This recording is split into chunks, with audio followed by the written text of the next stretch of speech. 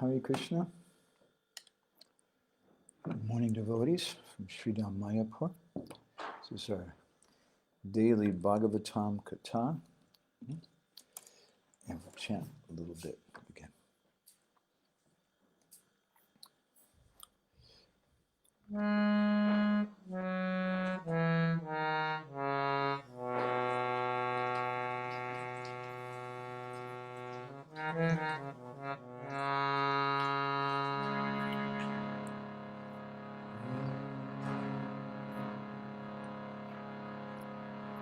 Shri Guru Nitai Gaur Jai Radha Madhava Jaya Kunja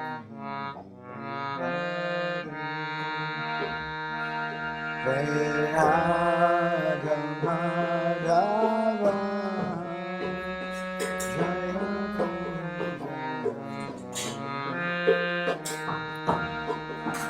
Jaya Gopi Janna Vallabha Jaya Girivaradhari Jaya Girivaradhari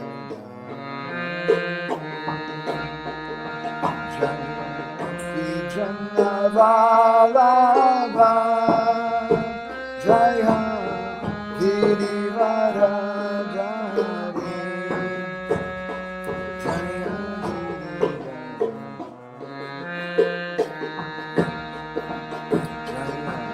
Yashodanandana Jaya Braja Janarajana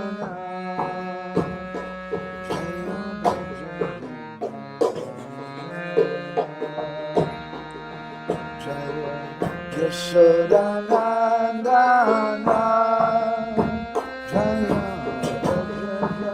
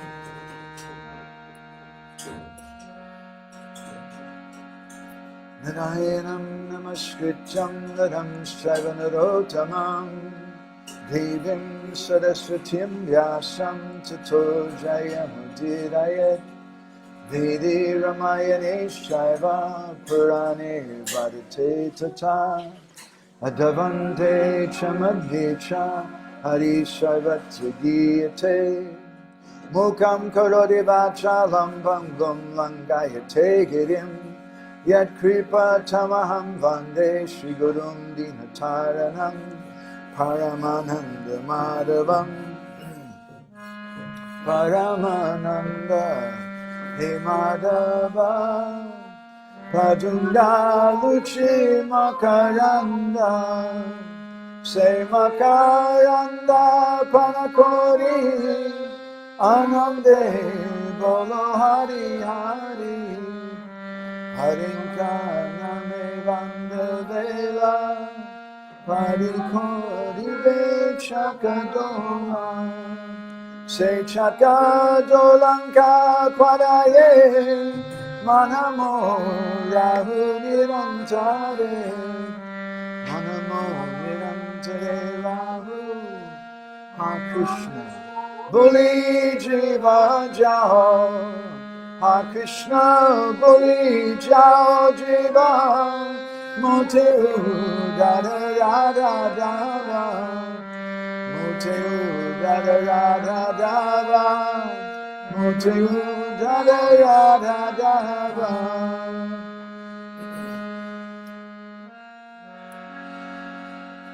Om Namo Bhagavate Vasudevaya. Om Namo Bhagavate Vasudevaya. Om Namo Bhagavate Vasudevaya.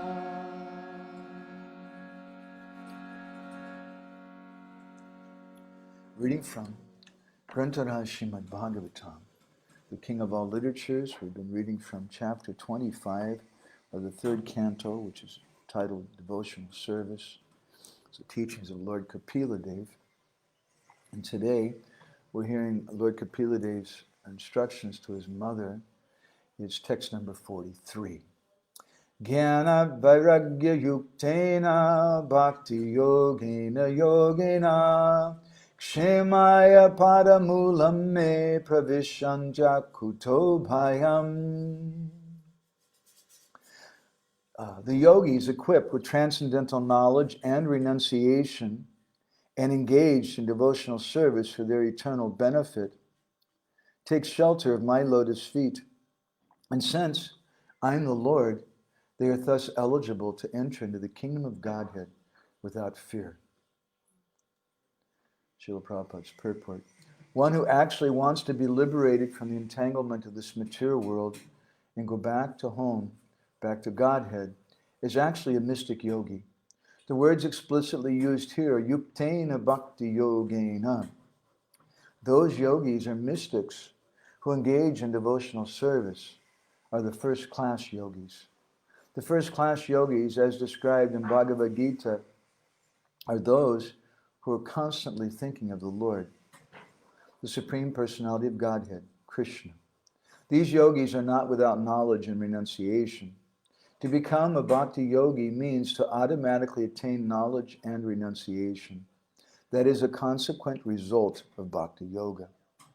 In the Bhagavatam, first canto, second chapter, it is also confirmed that one who engages in the devotional service of Vasudeva, Krishna, has complete transcendental knowledge and renunciation, and there's no explanation for these attainments. Ohaitaki, without reason they come. Even if a person is completely illiterate, the transcendental knowledge of the scriptures is revealed unto him simply because of his engagement in devotional service. That is stated in the Vedic literature. To anyone who has full faith in the Supreme Personality of Godhead and the spiritual master, all the import of the Vedic literature is revealed. He does not have to seek separately. The yogi who engages in devotional service in full knowledge and renunciation, the yogi who engages in devotional service is full in knowledge and renunciation. If there is a lack of knowledge and renunciation, it is to be understood that one is not in full devotional service. The conclusion is that one cannot be sure of entrance into the spiritual realm and either the impersonal Brahmajyoti effulgence of the Lord or the Vaikuntha planets within that Brahman effulgence unless he is surrendered under the lotus feet of the Supreme Lord. The surrendered souls are called Akuto Bhaya. They are doubtless and fearless, and their entrance into the spiritual kingdom is guaranteed.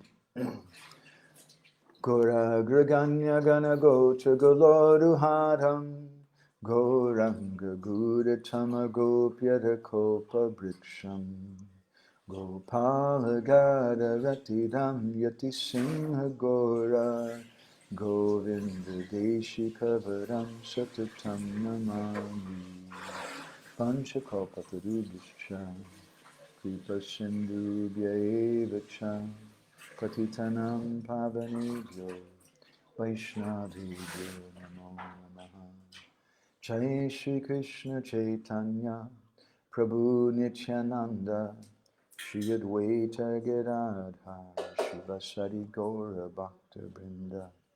Hare Krishna, Krishna Krishna, Hare Hare, Hare Rama, Rama Rama, Hare Hare. So, the Bhagavatam is speaking about different types of transcendentalists here, and how the topmost transcendentalists are persons who are bhakti yogis.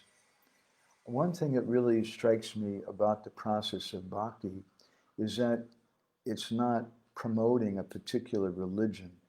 Rather, it's promoting particular qualities. So it's a very wonderful thing. It's not that that a Vaishnava should consider himself better than someone who's a Buddhist or someone who's a Christian or a Muslim, but rather people are respected according to the qualities that they have. And bhakti is such a beautiful thing that it's said that if someone simply takes shelter of the process of bhakti, they take shelter of Krishna. Prabhupada writes in his purport, he says, even if a person is completely illiterate, the transcendental knowledge of the scriptures is revealed unto him simply because of his engagement in devotional service. That doesn't mean that necessarily that someone starts chanting Hare Krishna, all of a sudden they're going to memorize the entire Bhagavad Gita, even though they couldn't read. But it means that whatever realization, whatever benefit we get from studying scripture will come to such a person. In that sense, the scriptures are not necessary, but all that's required is simply chanting the holy names. But as we were speaking a few days ago, every vehicle that you purchase comes with a handbook along with it, a guide to, if you purchase some shelves online, they'll also send you a manual showing you how to put together those shelves. And so suddenly when Sri Chaitanya Mahaprabhu, Golokera Prema Dana Harinama Sankirtan, he brought the holy name from the spiritual world, a textbook, a handbook was required also to show people how to do that chanting. And that handbook is Srimad Bhagavatam. And therefore, Sanatana Goswami comments that Idam Bhagavatam Nama Puranam Brahma Samhitam. This verse from first canto Srimad Bhagavatam, which Srila Prabhupada translates in one way. He says that this Purana named Srimad Bhagavatam is the topmost literature. Sanatana Goswami gives another meaning, which is a little different according to how the Sanskrit can be read into it. And he says, Idam Bhagavatam Nama Purana, that this Bhagavatam is a Nam Purana. It's the Purana, or the literature, all about Krishna Nam. So it's not required that someone study Shastra, someone have a lot of knowledge. If we say that, we say that that's required, then we would have to come to the conclusion that Krishna is not really God, and Bhagavad Gita is not really relevant. Because if someone's required for someone to read the book, then how can that be connected with God? God is that person who's going to love all of his children equally and should be available for everyone. The books have some purpose, nevertheless. By hearing Srimad Bhagavatam every day, it's described as Shoka Moha Bhayapaha, that all fear, lamentation, and illusion are driven away. So this is a quality, Prabhupada writes in his purport, of a surrendered soul. They're akuta bhaya. Akuta bhaya, Krishna says, pravishyanti akuta bhaya. Because they take shelter of me, they have no fear. And it's described again in the first canto of Srimad Bhagavatam, Shoka Moha Bhayapaha, that all fear, lamentation, and illusion are driven away just by hearing Srimad Bhagavatam. And in the commentary, Vishwanath Chakravarti Thakur explains that this is a secondary benefit of hearing Srimad Bhagavatam, that all this fear goes away. So this verse today is speaking about the nature of the transcendentalists, those bhakti yogis, those devotees who are taking shelter of the Lord, and they have no fear. That's their symptom. And we'd like to speak something about this today, how devotees are fearless. Fear, according to Srimad Bhagavatam, comes from duality. in the 11th canto, it's described, Bhayam dvitiya abhinivesita shat. Abhinivesita means to become absorbed, and shat means arises. This fear arises when dvitiya abhinivesita, we become absorbed in duality, in seeing something separate from the Lord. And such a person, then, they become very, very fearful. And we see that everyone in this world, they're very, very fearful. We were speaking about death a few days ago. But this fear, sometimes people are not even that afraid of death. They're more afraid of other silly things in this world. I remember Mukunda Maharaj some years ago was giving a class. When I was there, I think it was in Denver, Colorado, and Maharaj mentioned some survey that he'd seen, and in that survey they found that people in America were more afraid of speaking in public than they were of death. Now, that's due to a poor fund of knowledge, misunderstanding. Fearlessness comes, though, when we understand that Krishna is in control of everything, and we can see Krishna in control of everything. Prabhupada writes in one purport in the 4th canto of the Bhagavatam, 2452, he says that in the Bhagavad Gita, it's said that in order to make spiritual progress, one must become fearless. Abhayam sattvasam sudhi. This is one of the symptoms of knowledge. Abhayam means without fear. And Srila Prabhupada received the name Abhay Charanarabinda Bhaktivedanta, that he is known as that person who's abhaya. Bhaya means fear. Just as we were quoting this verse from 11th canto, Bhaya dvitiya biniveshita. Bhaya means fear. So someone who's abhaya means they have no fear. Abhayam sattvasam sudhi. And fearlessness is the result of divine knowledge. And Prabhupada similarly says in this purport in 4th canto, fearfulness is a result of material involvement.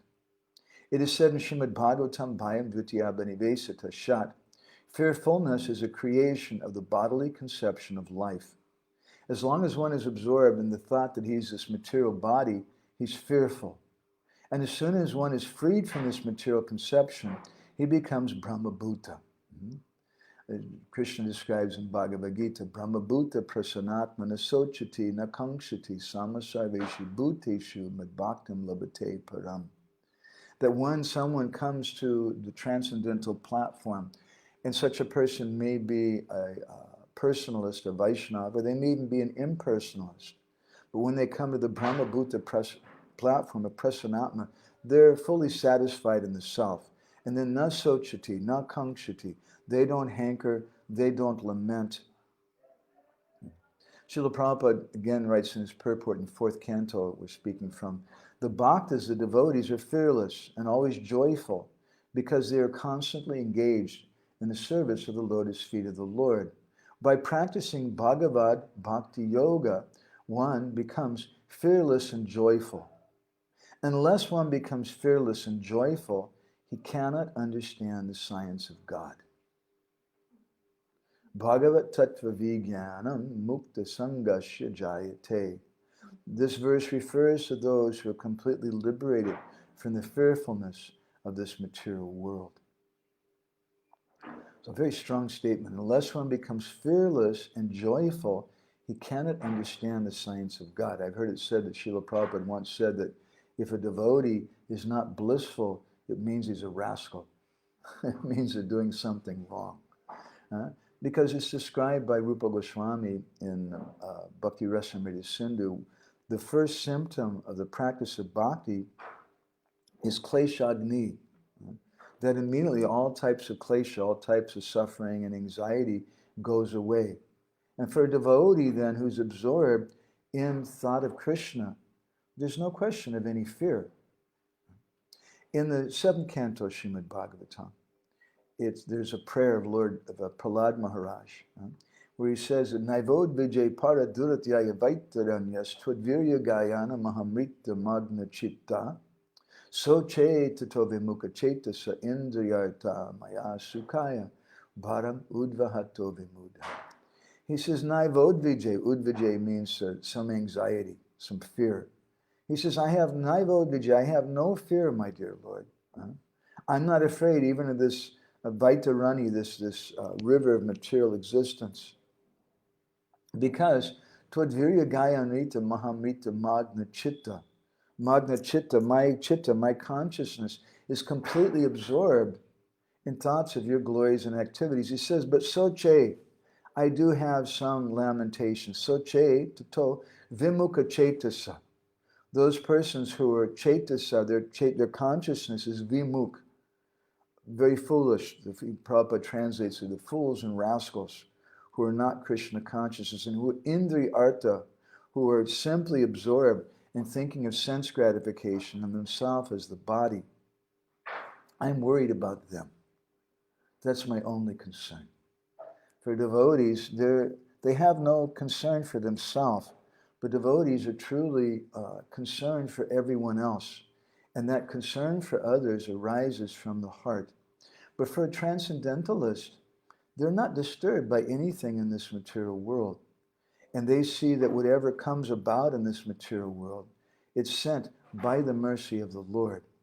In this regard, there's a very astonishing story which is told in several places in Vedic literature. It's also alluded to a little in the 9th canto of Srimad Bhagavatam, but it's elaborately explained in the Devi Bhagavat and in the Markandeya Purana. It's a story of Maharaj Harishchandra. Maharaj Harishchandra was the king of Ayodhya.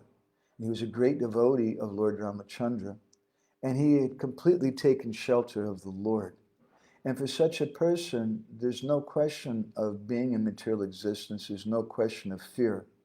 And hearing the story of Maharaj Harishchandra is a very, very powerful, has a very powerful effect to help us understand the nature of this temporary material world. The Bhagavatam and Mahabharata and different literatures describe the lives of many different great rishis or transcendentalists, two prominent ones who are Vashishta Muni and Vishwamitra. And Vashishta Muni was considered to be superior to Vishwamitra. And Vishwamitra was always frustrated with that. He wasn't such a transcendental person. He wanted to become the greatest rishi, and he was frustrated that Vashishta was given more respect than himself. On one occasion, the two of them went to the heavenly planets. And the Devotes, who we're speaking about yesterday, they greeted both those rishis with great respect, but they showed more respect to Vashishta than they did to Vishwamitra. This is the nature of high-class persons. They know subtle discrimination. They know that we should give respect to everyone, but it's not that I give the same respect to an ant that I give to a great saintly person. They show more respect according to the condition of someone. Bhaktivinoda Thakur says, Deho nata jata jata, that I give respect according to the position of a person. So they gave more respect to Vashishta Muni, and Vishwamitra was a little frustrated with that. He said, why? And Vashishta said, don't blame me, it's because I have a really good disciple. Who's your disciple? Oh, his name is Harishchandra, and he's the king of Ayodhya. And in the whole three worlds, there's no one as noble, as honest, or as charitable as he is. And Vishwamitra, being a bit envious, became angry hearing that. And he argued, no, this Harishchandra, he's not really truthful. And he said, I bet you, I make a wager, I'll stake all the fruits of my penance to prove this. And then from that day on, Vishwamitra, who was impelled by envy, began to do different things to deviate Harishchandra from the path of truth. And Vishwamitra, he had some mystic powers, as is often seen. Hare Krishna, Radhanath Prabhu, we're just speaking about you again today. And Nrsimha Prabhu also, Hare Krishna, nice to see you, Prabhuji.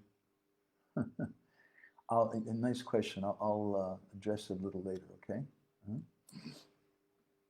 So, Vishwamitra decided that he would do something to disturb Harishchandra and thereby show everybody that Harishchandra wasn't actually really a saintly person. And so he took a very fierce demon and changed him in the form of a great hog, wild pig. And that wild pig went to the garden of Harishchandra and started destroying the garden. And so the king's guards came and tried to drive this pig away, but this was no ordinary pig. He was a very powerful hog. So finally they informed the king, and the king came there on a horse with some different weapons and started shooting arrows at the pig. But the pig was fearless of those arrows and just ignored them and ran away. And the king began to chase after the pig. And then sometimes the pig would be near him, sometimes it would be far away, and then sometimes it would disappear. And in this way, Maharaj Harishchandra was separated from his army and was taken away into a very dark, thick forest. And as he was walking finally in that forest all alone and lost, Vishamrita came to him in the form of an old Brahmin. And when Maharaj Harishchandra saw that old Brahmin, he offered obeisances to him because Brahmin is a saintly person. And he told him, my name is Harishchandra, I'm the king of Ayodhya, and I was just chasing this hog which had destroyed my garden. And that Brahmin then, he told him, oh Maharaj, I've heard about you. I've heard that no one is more liberal than you, no one is more charitable than you. So I have one desire. I have this problem. I have to get my son married, but I don't have enough money for the marriage. I need some money for that. Could you please help me? And then with some illusion, Vishamrita created a young man and young woman and showed them to the king, saying, this is my son and daughter-in-law, future daughter-in-law. And Maharaj Harishchandra promised, yes, I'll give you whatever you like. So then Vishamrita came to him after making arrangements for the marriage, and the king told him, so how much wealth do you need? And Vishamrita told him, I want your entire kingdom. I want all the elephants, I want all the horses, all the chariots, all the jewels, all the wealth in your kingdom. And Maharaj Harishchandra just immediately gave yes, thinking this is Krishna's arrangement. Krishna wants me to give it. Krishna made me the king, and now Krishna wants to take away my kingdom. No problem. So yes, he told Vishamrita, I'll give everything to you. Now the convention, the tradition in Vedic culture is that whenever someone gives a gift to a Brahmin, along with that gift, you're supposed to give some dakshin, or some monetary money.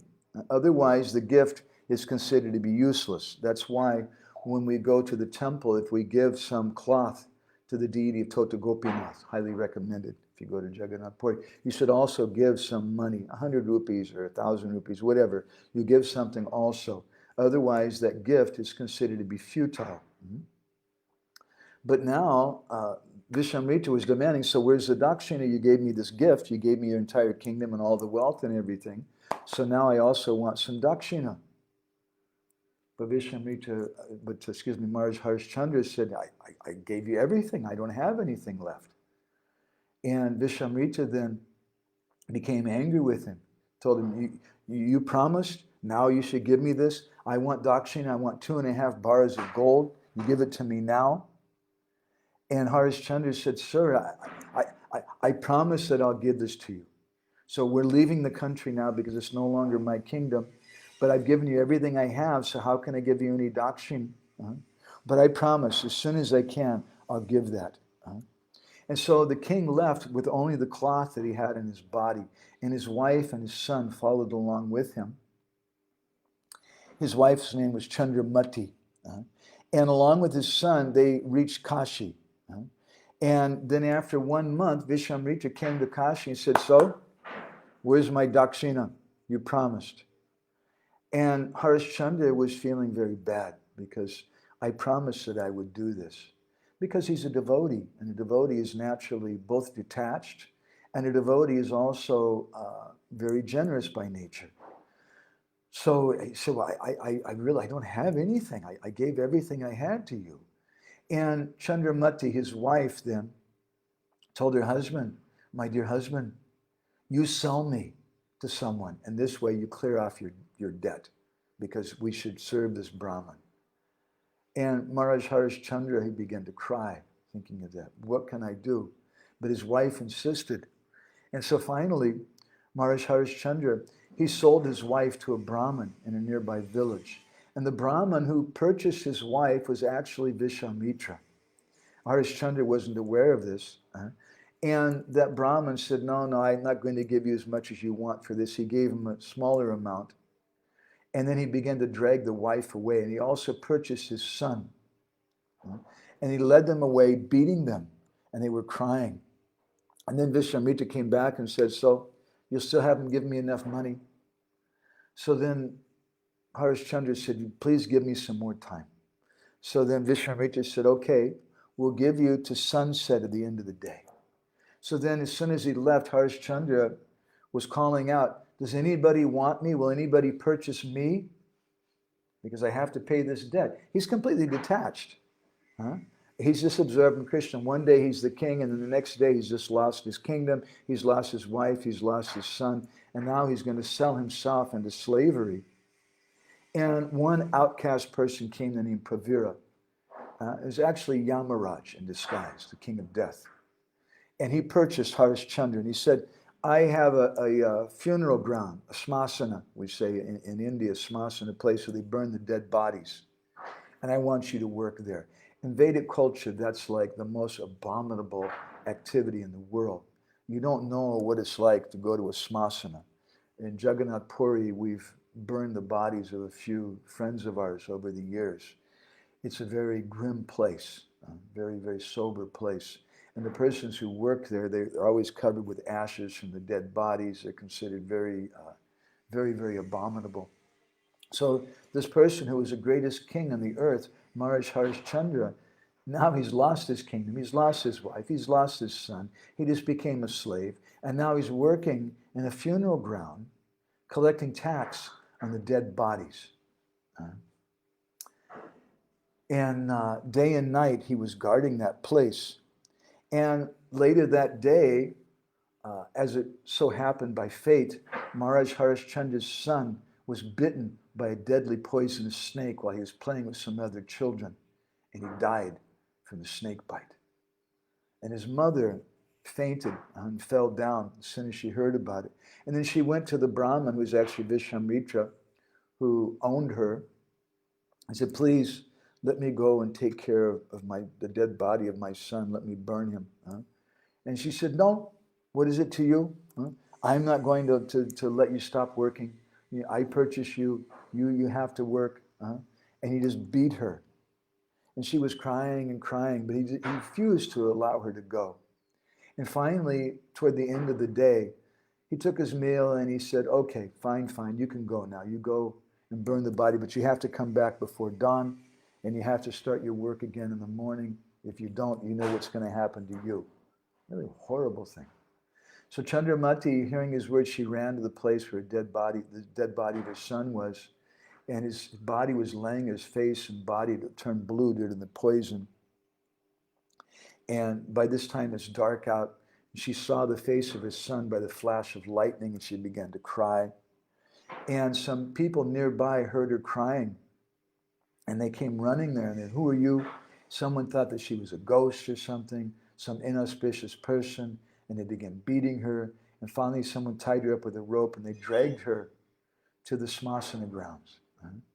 And then they told Harishchandra, who was standing, and this woman's very inauspicious, as some kind of ghostly, haunted person or something, you should cut her to pieces. And Harishchandra didn't recognize his own wife. This is the ultimate horror story. Harishchandra didn't recognize his own wife. And he said, I can't kill a woman. I won't do that. And then that Sudra, that person who had purchased him, was actually Yamaraj, came there and gave him a big sword and told him, now you cut her to pieces. And then finally, Harishchandra recognized his wife.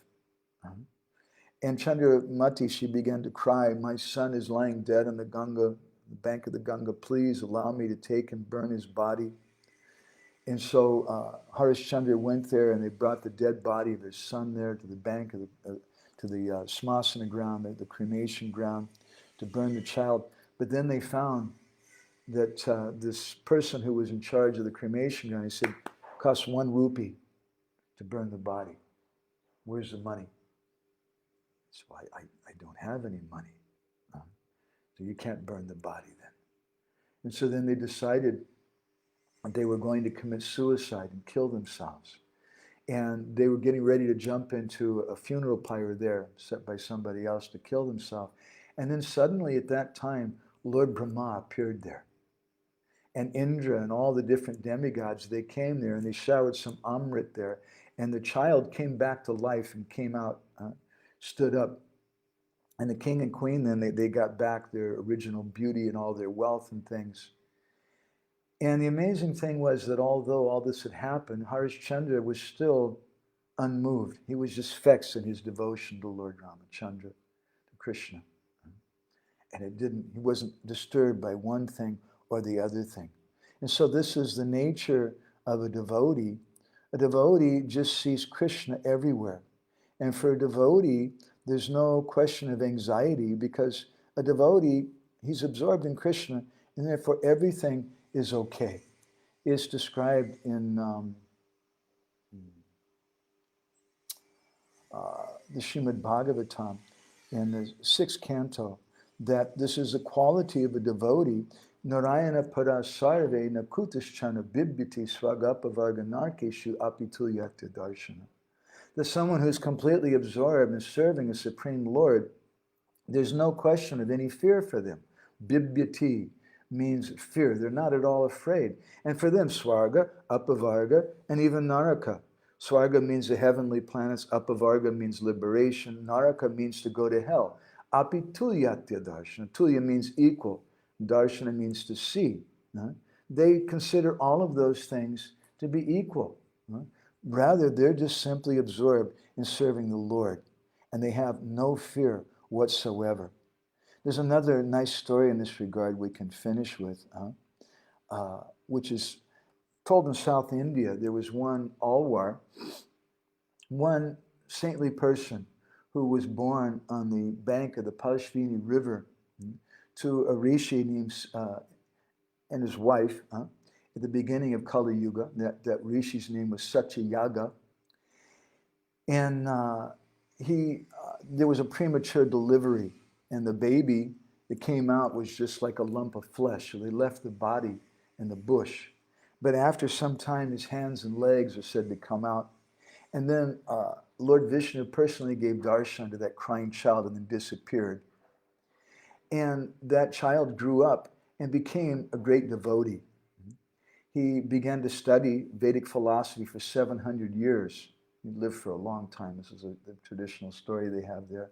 And after 700 years, and he took all of his books and threw them into a well. And all the books are useless. It's not necessary. One just simply needs realization, and then all knowledge and everything is there. And Srila Prabhupada is describing his purport today. So then finally he went to Sri Rangam and he became a Babaji. And he was just sitting there, just completely absorbed in chanting the holy names of the Lord. And he was wearing some old rags that sometimes sadhus like Gorkashadas Babaji, they would find some old cloth at the cremation grounds where someone had burned the dead bodies, and they would just put that on so they didn't have to go to the market or something to purchase cloth. But his old cloth had become rotten, and he was taking he'd taken a piece of straw, a broomstick straw, and he was trying to use that to sew his cloth. And so one day, as he was sitting there, Lord Shiva and Parvati came there. They were riding on Nandi, the bull, in the air, and their shadow happened to cross Bhaktisar Alwar. Now their shadow, Lord Shiva, he and Parvati, they're in charge of this material creation. Their shadow, if it touches anyone, is considered very, very materially auspicious. And that person will get all kinds of wealth and opulence and whatever. But when their shadow crossed Bhaktisar Alwar, he saw this is not auspicious. And he moved out of the way of the shadow. And then Parvati, she asked her husband, who is this fellow who's so bold? He's moving out of the way of our shadow. And Lord Shiva told him, this is Bhaktisar. He's a great Vishnu Bhakti. He's a great devotee. We don't have any business with him. But Parvati said, no, I want to test him. And Lord Shiva said, it's really not a good idea. And Parvati said, no, come on. Everybody wants something from us. I'm Parvati Devi. I'm known as Durga. I give everything in this material world. So we should go and see him. So then finally, Lord Shiva is a henpecked husband. He said, yes, dear, whatever you say. And they came down before him and they said, it's your lucky day. Here we are, ready to give you a benediction. And Bhaktisara just ignored them. And they again spoke up, here we are, we're right in front of you, ready to give you a benediction. And Bhaktisara looked up and he said, thank you very much, but I don't want anything from you. And then Parvati became a little annoyed. This fellow, he's not wanting anything from us. He should want something. And Lord Shiva said, look, I'll offer you, you can go to the heavenly planets. No, I don't want that. Why do I want that for? You can become Lord Brahma in charge of the whole universe. And Bhaktisara didn't even look up. He just kept sewing his clothes. He said, what do I want with that? It's going to be so much anxiety and problems. And then Lord Shiva says, you can have my form. And Bhaktisara said, nah, you have enough problems. I see you're henpecked by your wife. And then Lord Shiva said, well, what do you want then? And then Bhaktisara said, well, can you give me liberation from material existence? And then Lord Shiva said, well, to tell you the truth, I can't do that. Vishnu Padatta, that is described, Muktidam, that only Lord Vishnu can give liberation. I can't give you that. He said, then what good is it? He said, well, let me give you something. We've come here before you. We should give some benediction. And Bhaktisara said, well, there's really nothing I want. He said, but if you want to give me a benediction, I have just one problem. And Lord Shiva said, what is it? You tell me what it is. He said, well, you see, I'm trying to stitch up this old rotten cloth that I have here, but I'm using a piece of straw as a needle, and the problem is the thread keeps falling off the straw. If you could just arrange it so the thread stuck onto the straw, that would be useful for me. And when Parvati heard that, she became really furious. She said, he's making fun of us. This is not good. You have to do something. So Lord Shiva became very angry, and his third eye opened, and a terrible fire came out of his third eye. And so Bhaktisara didn't even look up. He's just sewing his cloth. And he pressed his toe down in the sand, and a fire sprung out of the earth that devoured Lord Shiva's fire and then began to chase Lord Shiva. And finally, Lord Vishnu came and sent some Vaikuntha cloud, which flooded the area and put out the fire. And therefore, based on all of this, seeing this, Lord Shiva gave him this name, Bhaktisara. He said, you don't want anything from me, but I'll give you this benediction. I have to give you some benediction, that you're Bhaktisara, you're the essence of bhakti, because you have no fear. Even when Lord Shiva, who's known as Rudra, he's very, very angry, and he's a destroyer of the entire universe. Even when Lord Shiva appears before you and becomes angry with you, you're so much absorbed in bhakti, you have no fear. So this is the qualification, Srila Prabhupada says, of a devotee. In Bhagavad Gita, Prabhupada says, it is said that in order to make spiritual progress, one must become fearless. Abhayam sattva samsudhir. That this is the nature of a devotee. Prabhupada says, unless one becomes fearless and joyful, he cannot understand the science of God. As long as we're in complete anxiety, as long as we're in the bodily concept, as long as we're afraid of losing everything, then how can we properly practice bhakti? Nrsimha Prabhu, we're going to go ahead and stop here. If the devotees have any comments or reflections, questions or anything, you can go ahead and write that in. Our old friend Nrsimha Prabhu, who I've known since, gosh, he was like, I don't know, 5 or 6 years old. We're friends with his father, Bhagavat Maharaj. Nrsimha Prabhu has commented, so if we're still suffering, does that mean we're very far away from real bhakti? Yes. As Srila Prabhupada said in that conversation we heard, that if a devotee is not fully happy, Brahma Bhuta Prasanatma means fully joyful, then how can we get bhakti? Brahma Bhuta Prasanatma Nasochati Nakamsi Samasarveshi Bhuti Shitmad Bhaktam Labate Param. There's someone who's on that platform, who treats everyone equally, who's not hankering, who's not lamenting. They're a proper candidate for bhakti. Now, sometimes different things are said about bhakti. Vishwanath Chakravarti Thakur gives a nice explanation of this in his commentary on Bhakti Rasamrita Sindhu. He says there that bhakti means, he gives an example.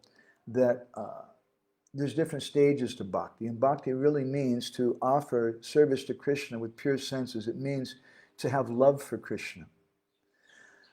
So then the question comes, well, someone else is practicing bhakti, but that's not really bhakti. And Vishwanath gives a very nice explanation in that regard. He gives an analogy of a fire yajna, that if you do a fire sacrifice, the fire sacrifice means pouring ghee in the fire and chanting Swaha idam Vishnave hidam namama.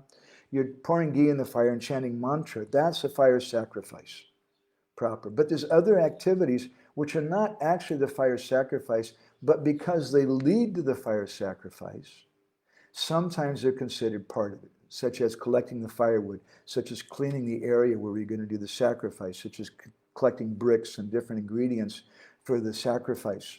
They're also considered to be part of it in that sense. But properly speaking, the fire sacrifice means when we pour ghee in the fire. So bhakti means properly when we're free from fear, that we can begin to really practice bhakti because we see Krishna being everywhere. So we'll go ahead and stop there. Anapine, do you have any comments or anything? Anybody else? Hand your microphone. Thank you so much for this topic, and this verse and commentary really inspired me. Although Srila Prabhupada said that unless we're fearful, we don't have fearfulness, we cannot understand signs of God. But it's also nice to understand that bhakti makes you fearfulness. Sorry. Yes, fearless. And it's kind of two sides question. Thank you. So we become fearless. Anapayani Radha is, by the way, she's a professional teacher of English, if you couldn't tell. But her native language is Russian. She's still becoming better in English herself. Now she's becoming afraid that people aren't going to appreciate her properly. So by practicing bhakti, we become fearless. But at the same time, this verse describes, Prabhupada says that someone cannot understand the science of God unless we become fearless. What does that mean? I know so many persons who know Bhagavad Gita. They may have a Bhakti Shastri degree, but if it comes right down to it, they have fear. We may have been hearing Srimad Bhagavatam for so many years, but still Shoka Moha Bhayapaha, this fear, lamentation, and illusion is still coming in our life. So does that mean the Srimad Bhagavatam doesn't work? Because Prabhupada says here, if someone has fear, they can't understand the science of God. What it means is there's different types of understanding. There's Gyan and there's Vigyan. There's knowledge and there's realized knowledge. It's not just informational knowledge that's going to drive away that fear. And therefore, Srila Prabhupada describes in his purport, we're reading from the verse today, that even if a person is completely illiterate, transcendental knowledge of the scriptures is revealed unto him simply because of his engagement in devotional service. So we should always understand this principle. We want to acquire transcendental knowledge, but that's not just information. There are many scholars who study Srimad Bhagavatam and Vaishnavism, in their Hindu courses in the West, in the university. And sometimes even theoretically, they may know more information than the devotees, but they're still full of fear because they're not practicing. The most important thing is our practice. Is that okay, Anapayani? I'm sorry, giving you a hard time about your English. Okay. So, did anybody else have any other comments or anything? Hare Krishna, Lynn. Nice to see you here. So we're going to stop now. And let's see, tomorrow is Wednesday. So we'll be back again on Thursday. And then again, Friday, we won't be here. We'll be getting back on Saturday. We're trying to be here on a regular basis to have Srimad Bhagavatam. So thank you all very much. Grantaraj Srimad Bhagavatam ki jai. Srila Prabhupada ki jai. Vanchakalpatarubhishcha. Kripa